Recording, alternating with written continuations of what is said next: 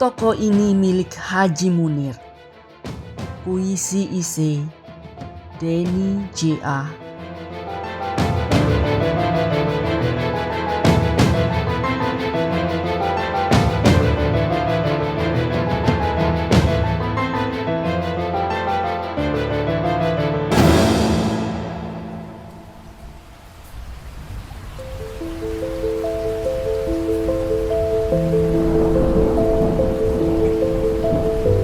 Hujan baru saja reda di kota Jakarta.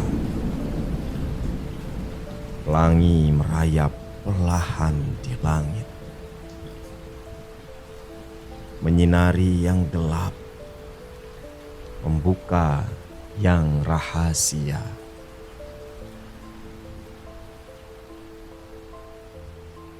Sore itu, hati mereka berdebar keras. Duduk berdua saja di ruang tertutup. Kakak adik membuka surat wasiat. Mata saling menatap. Notaris berpesan, surat hanya dibuka 3 hari setelah pemakaman ayah. Orang-orang memanggil ayah mereka Koh Oscar. Ini apa isinya ya, Dik? Tanya Lian, tak minta dijawab. Kylie adiknya hanya menggelengkan kepala. Aku tak tahu, Kak. Gelap. Surat ini tulisan tangan ayah. Mulailah Lian dan Kylie membaca surat pelan-pelan. Lian dan Kylie, semua harta ayah untuk kalian berdua. Silahkan dimusyawarahkan bersama cara membaginya. Tapi toko yang ayah miliki di Jalan Jembatan 5 Jakarta Barat, mohon diberikan untuk Harto Yakub. Tertera di sana nomor KTP lengkap dari Harto Yakub. Lalu surat ini ditandatangani ayah. Juga ada tanda tangan notaris dan cap kantornya. Juga ada tanda tangan paman yang mengetahui. Seketika Lian menelpon notaris itu. Pak, Harto Yakub ini siapa? Kok saya tidak pernah dengar? Ini surat asli. Yakin? Notaris hanya menjawab singkat saja. Itu asli, Lian. Mana saya berani buat surat palsu. Di penjara saya. Kylie bertanya juga. Harto Yakub itu kok istimewa sekali. Itu anak ayah dari istri lain. Notaris menjawab. Bukan. Ayahmu tak punya istri lain. Tak punya anak selain kalian berdua. Itu ada hubungannya dengan kerusuhan di Jakarta Mei 1998. Usia kalian saat itu masih 2 tahun dan 1 tahun. Untuk info lengkap, kalian tanya pamanmu ya. Saya hanya melegalkannya saja. Tambah bingung Lian dan Kylie. Kerusuhan Mei 98. Wah, apa pula ini?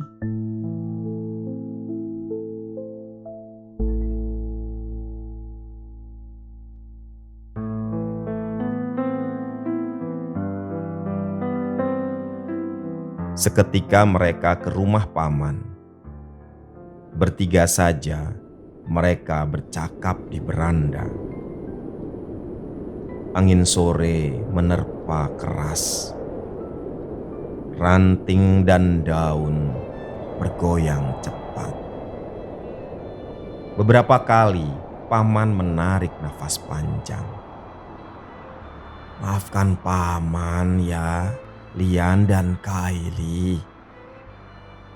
Paman tak pernah cerita ini. Ayahmu yang minta. Ini perkara yang sensitif. Sebulan ayahmu sakit. Tak enak hati. Merasa bersalah. Ingin melupakan peristiwa ini. Lian dan Kylie kembali saling menatap. Tambah bingung mereka. Apa yang sesungguhnya terjadi? Tanya Lian dalam hati. Paman mulai bercerita. 13 sampai 15 Mei 1998 terjadi kerusuhan di Jakarta. Sebanyak 4.000 gedung terbakar. 1.190 orang mati. 52 orang diperkosa. Saat itu ayah dan ibumu sedang dagang di toko milik sendiri di Jembatan 5. Karena rusuh, ayah dan ibumu tutup toko, pulang ke rumah. Belum jauh berjalan, ayah dan ibumu dihadang kerumunan 5 orang. Mereka teriak, "Hei teman-teman, ini ada perempuan Cina." Mereka bawa golok, parang, dan linggis. Lalu paman menangis. Ampun, di depan ayahmu sendiri. Ayahmu hanya bisa meronta dan teriak. Kenapa paman? Tanya Lian. Paman terus menangis. Ia hanya geleng-geleng kepala. Ibu dibunuh di sana? Tanya Kylie penasaran. Tak apa paman. Ceritakan saja. Kami sudah dewasa. Ibumu diperkosa karena ibumu melawan. Ia dipukul, disiksa. Itu dilakukan di tempat umum. Hah? Lian melompat dari kursinya. Kylie menutup wajahnya dengan tangan. Ya Tuhan.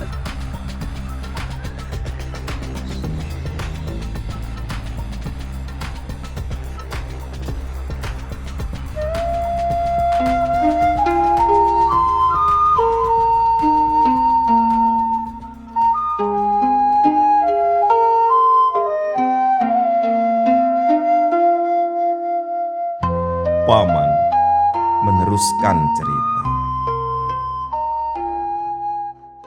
Saat itulah datang Pak Yakub. Ia teman ayahmu. Ia membela ayah dan ibu. "Hei, minggir kalian. Ini saudara saya." Yakub jago silat. Ia juga bawa parang. Awalnya 1-2 orang melawan, tapi dijatuhkan oleh Yakub. Lalu semua berlari. Yakub membawa ayah dan ibumu kembali ke toko. Pendarahan diderita ibumu. Ibumu selamat. Tapi guncangan batinnya terlalu keras. Berulang-ulang ibumu sakit. 5 tahun kemudian ibumu wafat. 3 hari toko ayahmu dijaga siang malam oleh Yakub. Ia cat toko itu dengan tulisan, "Toko ini milik Haji Munir." Saat itu banyak toko Cina dicat serupa. "Ini toko milik pribumi. Gedung milik Muslim, punya Haji Mansur." Ayahmu kembali ke toko. Ia ingin ikut menjaga toko. "Hanya ini yang aku punya, Yakub. Anakku masih kecil. Semua hartaku kupertaruhkan di toko ini. Aku juga harus menjaga tokoku sendiri dengan nyawaku." Yakub melarang. "Kau bisa terbunuh kok. Jika toko ini juga dicurigai milikmu, toko ini dijarah. Jika kau terbunuh, siapa yang membesarkan dua anakmu?"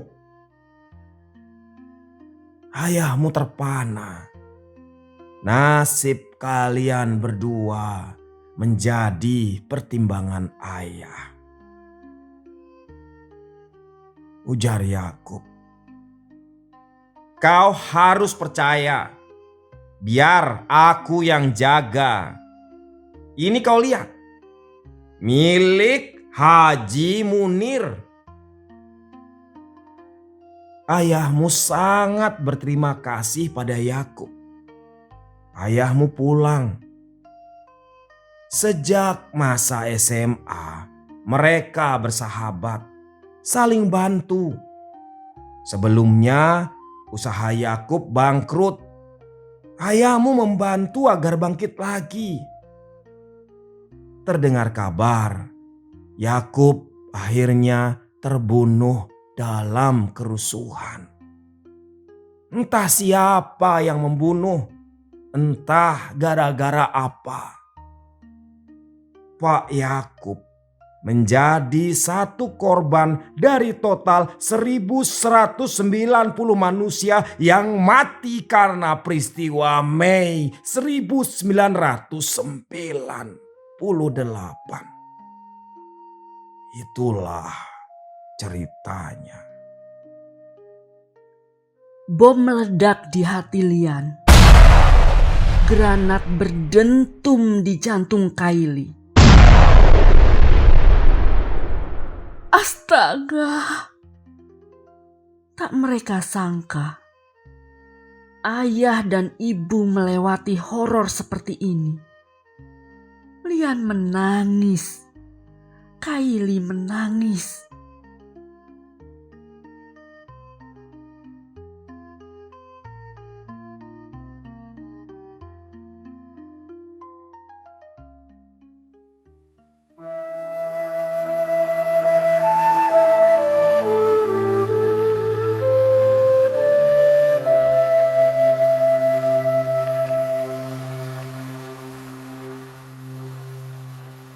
Paman menghela nafas.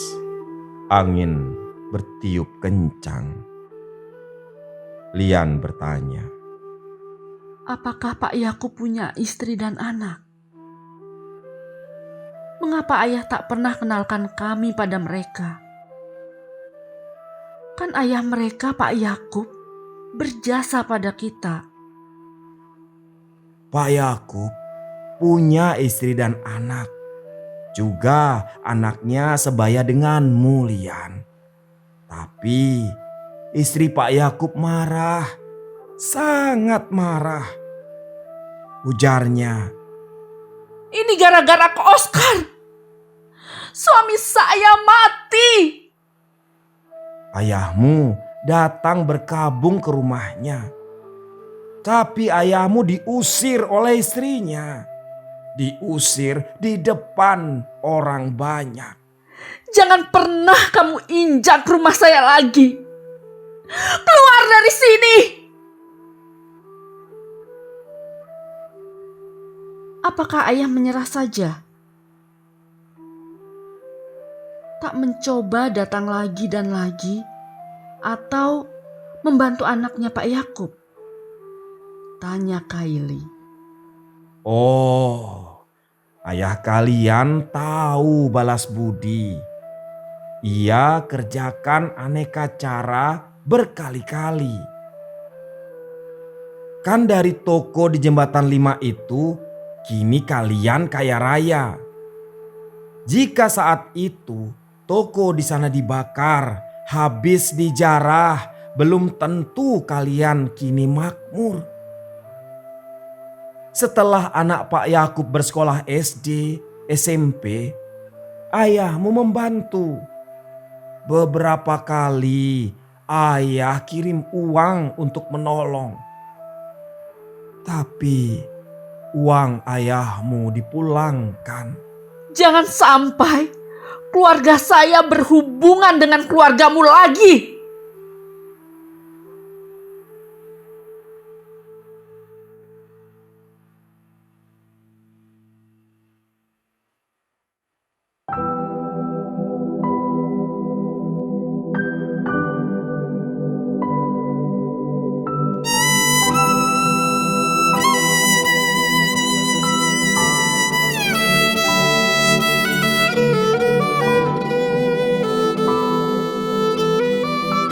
Lian dan Kylie selama ini hanya mendengar sepintas.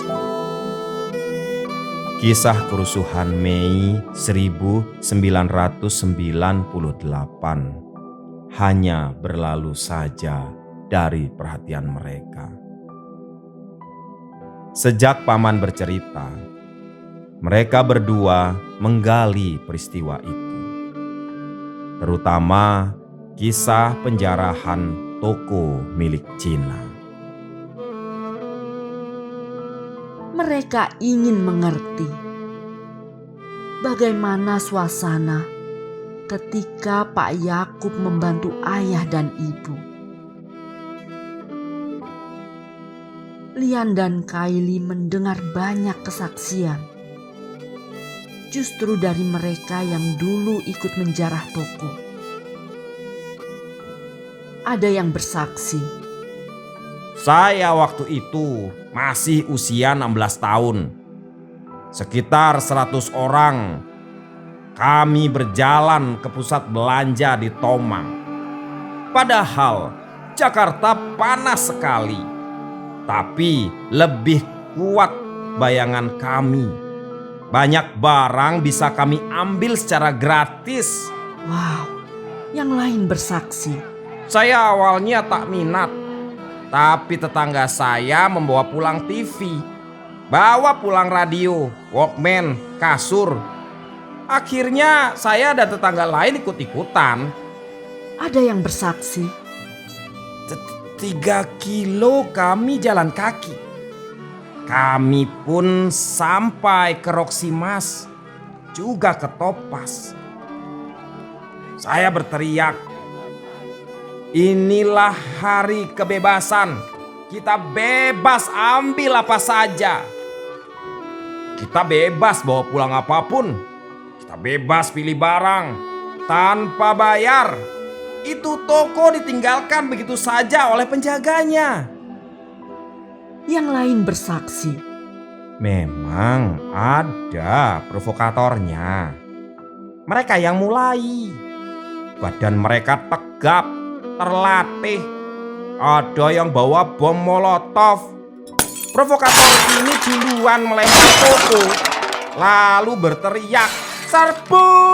Ambil itu barang Cina, gratis!" Ada yang bersaksi, Nasib saya agak sial. Di tempat saya banyak polisi dan tentara. Mereka melindungi toko, melepas gas air mata. yang lain bersaksi. Situasi jalan saat itu sepi. Orang-orang mulai takut keluar rumah. Asap mengepul di banyak tempat. Dari Plaza Orion, dari Harko Glodok, terdengar di kejauhan letupan peluru karet. Banyak orang berlarian. Puluhan orang masuk ke Plaza Orion. Mereka saling lempar barang elektronik. Ada TV tabung 32 inch. Ada barang elektronik Walkman. Yang lain bersaksi. Saya lewat jembatan 5. Banyak toko bertuliskan milik Haji A, milik Haji B, milik Haji C. Lian dan Kylie berdebar mendengarnya. Salah satu toko itu mungkin milik ayahnya. "Kak," lapor Kylie. "aku lihat di iklan, toko sebesar punya kita di jembatan 5 harganya 18 miliar rupiah. Kakak ikhlas memberi toko ini ke anaknya Pak Yakub." Lian menenangkan Kylie.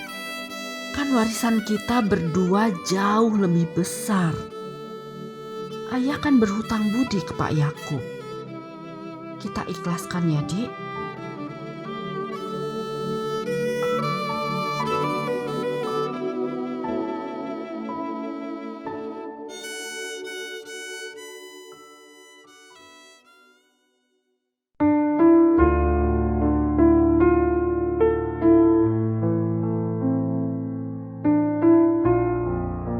Hari itu, Paman mengatur perjumpaan Lian, Kylie dengan Harto anak Pak Yakub.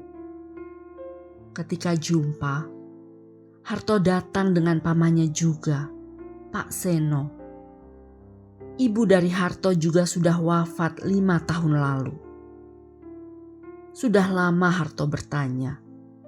Paman Seno memberi saya uang sudah banyak sekali. Uang untuk sekolah, uang untuk sehari-hari. Padahal hidup Pak Seno susah. "Harto," ujar Pak Seno. "Kau kan sering tanya. Sekarang Paman jawab. Sesuai kesepakatan, baru hari ini Paman bisa cerita. Itu setelah diizinkan keluarga Koh Oskar. Uang sekolahmu dan uang harianmu itu bukan uang Paman. Paman hanya menyampaikannya. Uang itu dari keluarga Koh Oskar." Kepada Harto, Paman menceritakan semua kisah. Itu juga kisah yang diceritakan kepada Lian dan Kylie sebelumnya. Harto berlinang air mata. "Terima kasih banyak atas bantuannya. Sungguh saya tak tahu semua cerita. Bantuan untuk sekolah ini sudah cukup. Respon Harto. Pemberian toko ini berlebihan buat saya. Mungkin ayah saya layak menerimanya, tapi jelas saya tak layak. Tak ada jasa saya untuk keluarga Koh Oskar." Tapi Lian dan Kylie mendesak. "Ini sudah menjadi amanah ayah saya. Ini bentuk terima kasih ayah saya. Mohon diterima toko ini. Jika tak diterima, kasihan arwah ayah saya."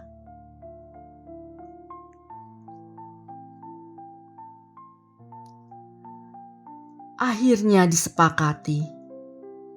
Toko itu dikelola bersama.